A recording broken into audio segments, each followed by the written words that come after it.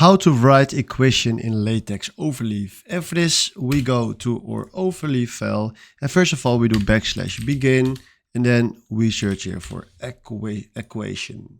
Then right now we write down a nice formula. So let's say ax, and then this sign, and then 2 plus bx plus c plus d is 0, something like that. Right now, if we do this and we do recompile, we have it right here. But right now there's standing a 1.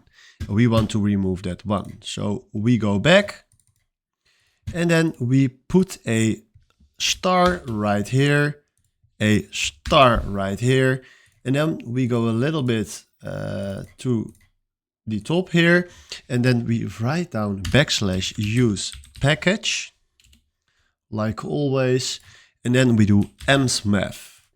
Then right now we do recompile, and there it is, just our formula without a 1. So this is how you write equation in LaTeX Overleaf. Hopefully this was a video I was looking for. Thanks for watching and have a wonderful day. Ciao.